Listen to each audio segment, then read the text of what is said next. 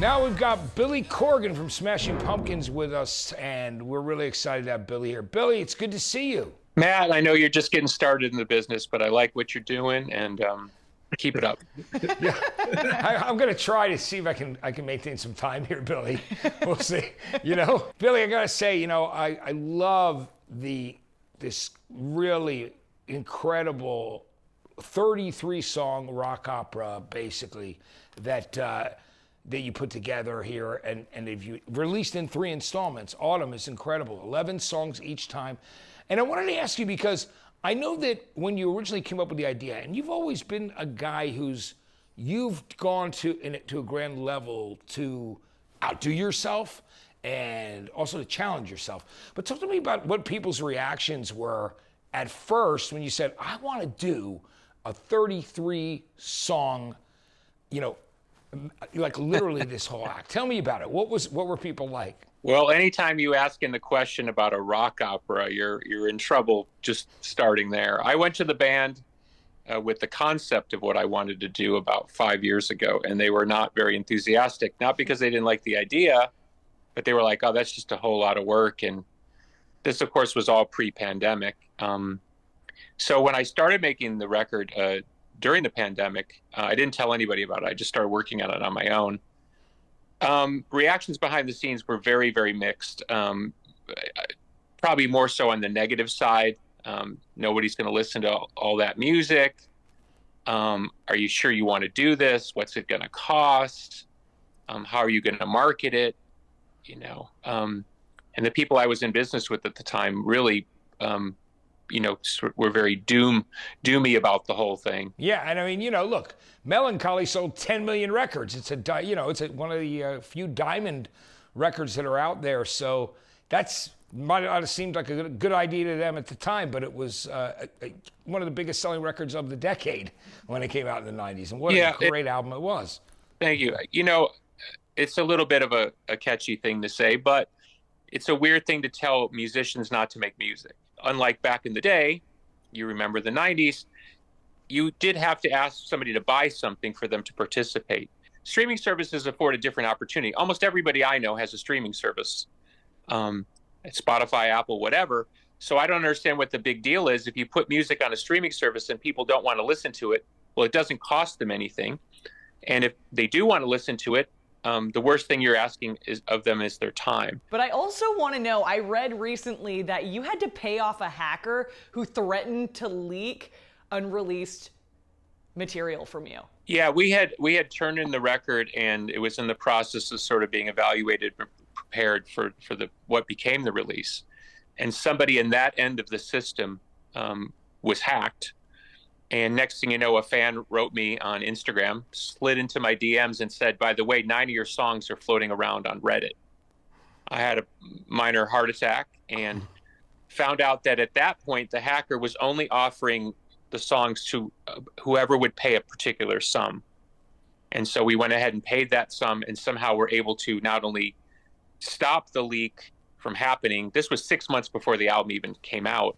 Wow. But then the FBI got involved because the hacker had used like some kind of Venmo or something and was able to be tracked by the FBI. So thankfully, and the other shocking part was it wasn't just our music. This hacker had a list of crazy stuff, unreleased stuff by other major bands. I got to see back in '92, Billy, at Reading. We were all there, remember? And you weren't headlining there, but you made, England was, embraced you. They loved you that day. You went on early that day.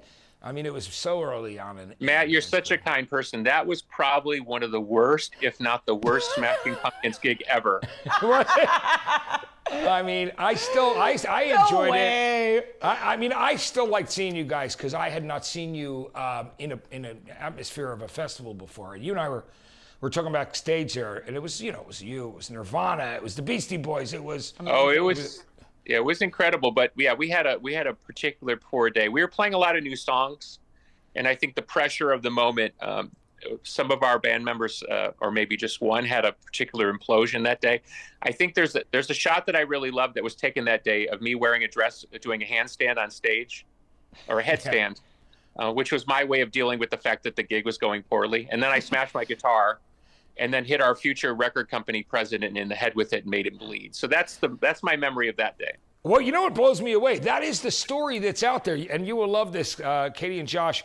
Yeah, it was like you threw the guitar, but no one could have imagined it would actually hit the guy from the record company from Hot Recordings in the head. It was almost like you meant it to end the way that it sailed, right? It was just one of those things. All I know is I came backstage and somebody came and said, you know, the guy that's putting out your record, you just hit him in the head with your guitar and he's bleeding.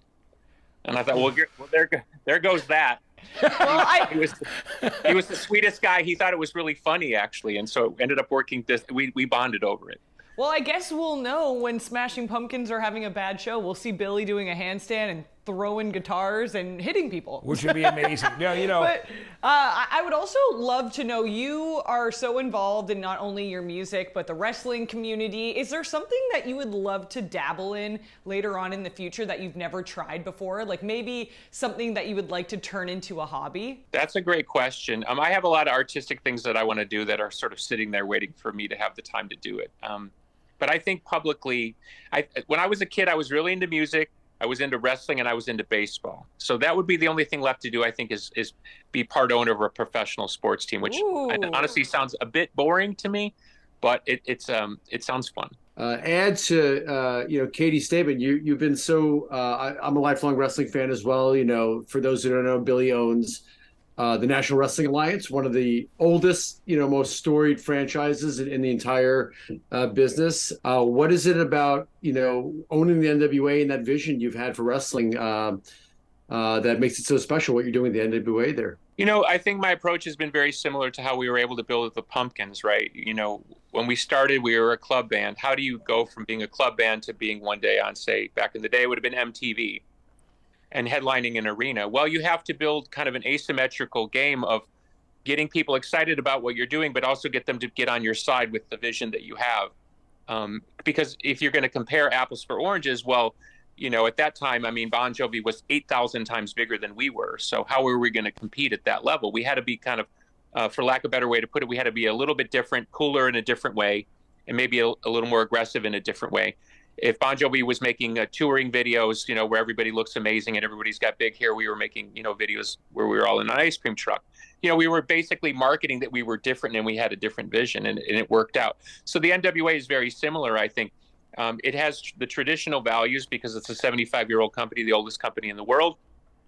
But on the other hand, because it's me, we can do anything. And I keep reminding everybody that works at the NWA, there are no limits. I think there is, lessons the music business could sort of learn from the wrestling business. I feel like there's so many parallels between the two spaces, but you think there's anything that maybe wrestling does better with their fans that the music business could sort of take a page from? There are the obvious aspects to wrestling that involve optics.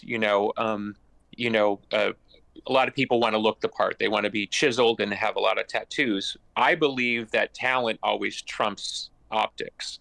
And oftentimes I think the music business makes the mistake of putting optics before talent. All I ever heard when I started in the music business is I, quote unquote, didn't look like a rock star. People would write articles. We would be headlining Madison Square Garden. The article would literally say, he doesn't look like a rock star. Well, I think we've now learned, in the last 30, 40 years, what's the kid's name from England that's the number one pop star in the world? Ed Sheeran. Yeah. Ed Sheeran. Ed Sheeran doesn't necessarily look like a pop star, right? I think the music business does well when it just lets the most talented people to the front of the line and allows them to do their thing. It's a great point. And I will say to you and to all the fans out there, we are living through a total golden age right now of incredible music and wrestling. And there's probably no better time to be a fan because there's something for everybody out there, including all the brilliant stuff that you're working on. And, Billy, we can't thank you enough for joining us here on the Power Hour. We can't wait to see you on tour with Stone Temple Pilots, Rival Sons, and the boys at Interpol on the Worlds of Vampire tour. We can't thank you enough, and always a pleasure having you here. And we hope you come back soon. Thanks so much. It was a lot of fun. I feel the power. Thank you, Billy Corgan, for joining us.